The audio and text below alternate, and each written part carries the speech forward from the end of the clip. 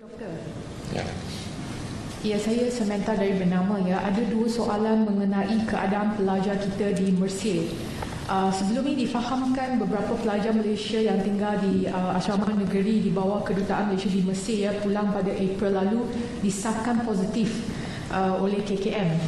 So, jadi adakah nasihat KKM kepada kedutaan di sana dalam menguruskan pelajar yang masih tinggal di asrama tersebut?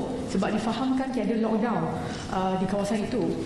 Keduanya, terdapat kira-kira 10,000 pelajar kita belajar di Mesir dan juga dalam proses pulang menggunakan pesawat khas dari Cairo semakin banyak. So, adakah keadaan ini membimbangkan? Terima kasih. Terima kasih. Jadi nasihat Kementerian Kesihatan kepada semua pelajar-pelajar warga negara Malaysia di luar negara ialah mengambil langkah-langkah pencegahan dan juga menjaga kebersihan. Jadi kalau boleh mereka amalkan iaitu jarak sosial yang selamat, social distancing, dan juga mengamalkan kebersihan, sentiasa mencuci tangan dan kalau boleh menggunakan topeng hidung dan mulut. Inilah langkah-langkah yang dapat mengelakkan daripada dijangkiti. Tetapi apa yang penting ialah kita dimaklumkan ramai lagi pelajar-pelajar warga negara Malaysia yang masih di luar negara dan ingin pulang ke negara kita. Jadi SOP kita tetap, iaitu kalau mereka pulang kita akan kuarantinkan mereka dulu dan kita akan ambil swab untuk setiap pelajar. Dan hari ini kita lihat ada ketambahan sebanyak 154 kes pelajar-pelajar yang positif. Dan yang kedua, ramai mereka bercadang untuk kembali ke negara kita. Dan yang pasti ialah kita nasihatkan mereka kalau mereka perlu kembali, kenalah mengambil langkah-langkah pencegahan. Jadi sekarang ni kita tak ada vaksin, kita tak ada ubat untuk merawat COVID-19. Apa yang kita kena laksanakan ialah mengambil langkah-langkah pencegahan.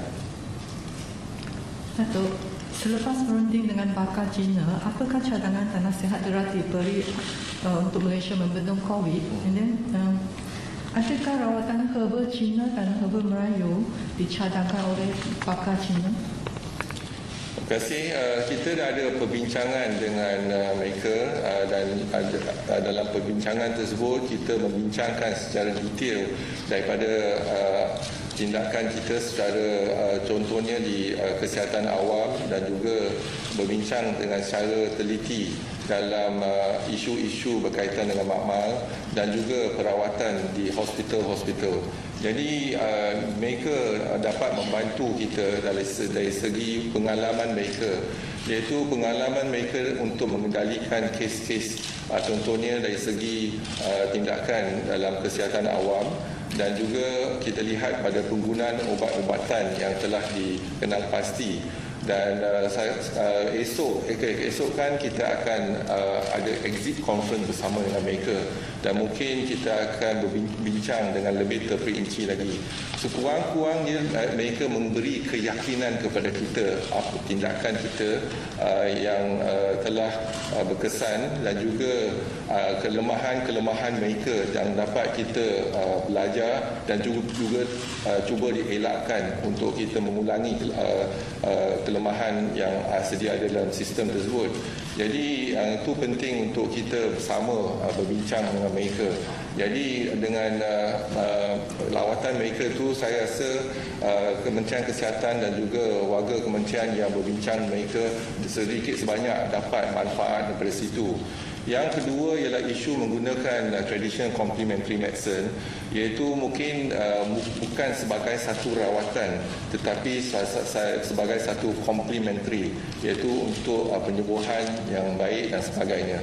Jadi memang untuk COVID-19 tiada rawatan lagi.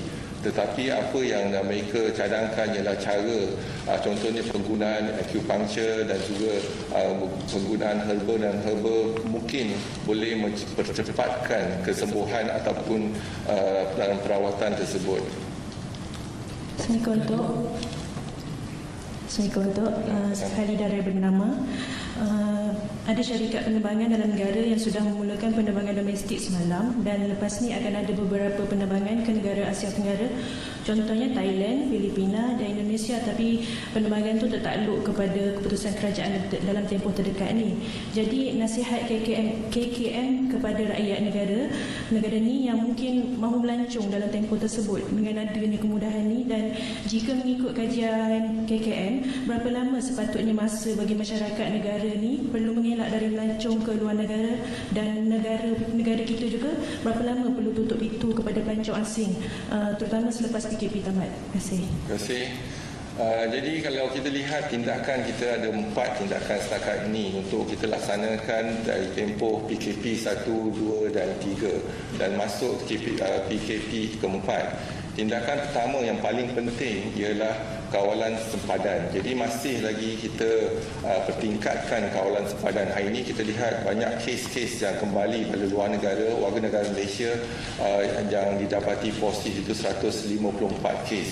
Jadi kawalan sempadan amatlah penting, dan kita di PKP keempat diperketatkan lagi. Tetapi dari segi kawalan pergerakan mungkin akan ada kelonggaran, dan kita tengah bincangkan SOP tertentu, iaitu semua sektor kena patuhi SOP tersebut dan akan diumumkan dalam tempoh terdekat. Yang ketiga ialah pencegahan. Seelok-elok pencegahan ialah duduk di rumah dan juga penjarakan yang selamat, dan juga amalkan kebersihan diri yang tinggi, contohnya kerap membasuh tangan dan gunakan sabun dan air, begitu juga dengan menggunakan sanitizer. Jadi inilah 4 yang langkah-langkah yang kita jalankan setakat ini, dan kita berjaya sebab kawalan pergerakan dan juga kawalan pergerakan adalah untuk kita mengurangkan kes secara mendadak, dan hari ini kita dapat angka kes-kes yang positif telah berkurangan lebih tempoh seminggu ialah 2 angka. Jadi kita harus kekalkan tindakan kita, keempat tindakan kita, dan yang pasti kita perlu kerjasama daripada rakyat, iaitu tanggungjawab sosial dan juga social disiplin di kalangan rakyat untuk mengamalkan penjarakan yang selamat dan juga menjaga kebersihan diri yang tinggi. Dan dari segi berbanding dengan negara-negara lain, contohnya di luar negara, apabila mereka tamatkan PKP contohnya, mereka termasuk juga dengan kawalan sepadan. Tapi kita tak tamatkan lagi PKP, dan juga kita perketatkan lagi kawalan sepadan kita. Untuk nak tanya berapa ramai warga asing yang sudah disaring, dan berapa anggaran kos yang sudah kita belanjakan untuk mereka, dan difahamkan saringan untuk swab test semuanya percuma. Jadi kalau berbayar berapakah untuk seorang? Dan satu lagi mengenai kes di Kulai Johor yang tular mengatakan ada yang tidak kilang yang tidak mengikut SOP, maknanya tiada penjarakan sosial dan apa, dan sekiranya apa akan KKM akan syorkan supaya tutup ataupun apa tindakan sekiranya tidak mengikut SOP? Terima kasih. Terima kasih. Yang untuk bukan warga negara yang telah disaring adalah 21,271, dan kes yang positif di kalangan bukan warga negara ialah 811, iaitu bersamaan dengan 3.8%.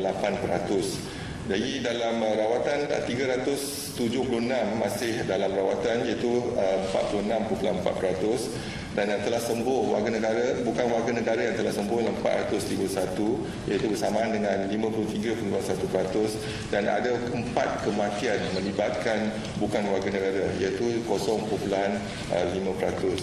Dan SOP Kementerian Kesihatan ialah garis panduan untuk semua kilang-kilang. Contohnya kalau kilang-kilang tak memenuhi atau tak patuh kepada SOP, kita akan buat pemantauan dan juga kita akan ambil tindakan. Kalau tak dapat mematuhi juga, kita mungkin akan tutupkan kilang tersebut untuk tempoh mereka, memberi masa mereka untuk mematuhi SOP dan garis panduan Kementerian Kesihatan. kos yang dianggarkan untuk ujian, kalau kos di luar lebih kurang dalam 300.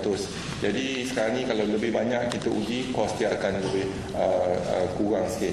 Jadi mungkin dalam 200 hingga 300 ringgit lah. Assalamualaikum Datuk, Haris dari Indonesia Kini. Saya ada dua soalan. Pertama sekali, semalam Menteri Kanan Kluster Keselamatan Datuk Seri Ismail Sabri mengatakan bahawa undocumented migrants di kawasan PKPD yang telah dikenal pasti akan ditahan dan dibawa ke tahanan immigration. Jadi ini adalah bertentangan dengan keputusan kerajaan dan nasihat KKM sebelum ini, di mana ada assurance given to undocumented migrants so that they will come forward untuk testing COVID-19. Jadi apa pandangan Datuk berkenaan perkara ini? Dan kedua adalah berkenaan mutasi. Semalam Datuk kata ada terdapat 30 mutasi di seluruh dunia. Jadi berapakah sebenarnya mutasi yang telah dikenal pasti di Malaysia saja, dan adakah semua mutasi ini daripada strain B? Adakah MOH telah melaporkan mutasi yang didapat ini kepada WHO? Dan apa sebenarnya apakah yang bagaimanakah mutasi ini menyebabkan dia lebih agresif? Adakah dia boleh increase infectivity itu dengan dia stay on the surface much longer ataupun dia lebih kuat? Dan mungkin kalau boleh Datuk terangkan sedikit apakah perbezaan di antara strain A, B dan C? Terima kasih. Okey, terima kasih. Yang utama mengenai undocumented migrant, apa yang pasti ialah di Kementerian Kesihatan kita akan saring mereka dulu, dan juga bila kita saring, kita sahkan mereka tidak membawa virus tersebut ataupun tidak positif COVID-19, dan kita akan asingkan mereka untuk tempoh ataupun dalam PKPD di kawasan tersebut untuk tempoh 2 minggu, itu 14 hari, dan kita akan saring sekali lagi. Jadi kalau saring sekali lagi negatif juga, baru kita pasti mereka tidak dijangkiti. Itulah tindakan di Kementerian Kesihatan. Selebih daripada itu kita serah kepada Majlis MKN untuk mengambil tindakan yang seterusnya. Yang kedua, isu mutasi. Jadi mutasi ini kalau kita lihat telah dilaporkan ada 3 strain, iaitu strain A, strain B dan strain C.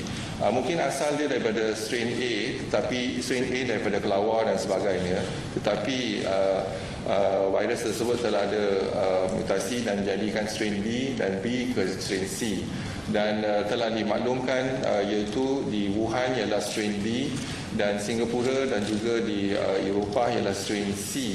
Tetapi apa yang kita telah laksanakan di Makmal ialah pengasingan virus tersebut, dan juga kita kutur virus tersebut, dan kita dapati virus tersebut adalah daripada strain B. Dalam strain B itu ada mutasi dia. Jadi kita kena lihat strain B dan mutasi dengan virus yang berkenaan, dan apakah yang kita kena bandingkan juga. Ini tengah dalam peringkat awal untuk kajian pendidikan kita. Jadi sekarang ni kita telah nasihatkan IMR untuk menjalankan lebih banyak lagi pengasingan virus dan juga kutur virus tersebut, semoga supaya kita dapat kenal pasti daripada virus yang daripada gelombang pertama, daripada gelombang kedua, daripada pesakit-pesakit yang positif datang dari negara yang lain. Contohnya daripada Itali, contohnya daripada Iran, contohnya daripada US dan UK. Jadi baru kalau kita dapat senarai virus-virus tersebut dan kita buat kajian, baru kita dapat ataupun dapat informasi yang lebih mengenai virus tersebut. Harus diingatkan, virus ini adalah virus corona, novel coronavirus, iaitu virus yang baru. Jadi ramai di antara kita tak ada maklumat yang lebih mengenai virus tersebut. Jadi dengan menjalankan pendidikan, iaitu pengenalian dan juga kita dapat informasi yang terkini, iaitu dari segi mutasi dan sebagainya. Mungkin ini akan membantu kita, dan apa yang penting ialah informasi-informasi yang kita dapat kita akan salurkan kepada pertubuhan kesihatan sedunia, dan mereka akan lihat. Jadi untuk kita dokumentasikan novel coronavirus ni, iaitu dari segi mutasi di mana, di kondon mana dan sebagainya. Jadi kita boleh kenal pasti corak dan juga identiti virus tersebut. Jadi ini adalah penting untuk kita adakan kerjasama yang padu di antara negara-negara lain di bawah payung Pertubuhan Kesihatan Sedunia.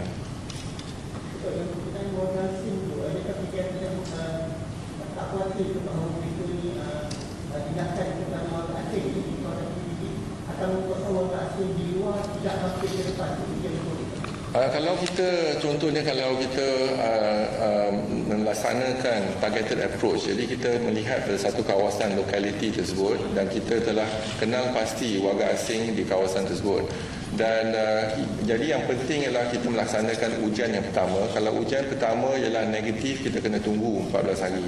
Tapi kita nak kalau warga asing untuk tampil ke depan, terutama mereka yang telah hadir ke perhimpunan Sri Talim itu, kalau mereka tampil ke depan, kita akan laksanakan ujian. Yang penting ialah kita pastikan mereka tak ada jangkitan COVID-19. Sama ada mereka akan diambil tindakan dan seterusnya, itu kita serahkan pada MKN. Okey, terima kasih.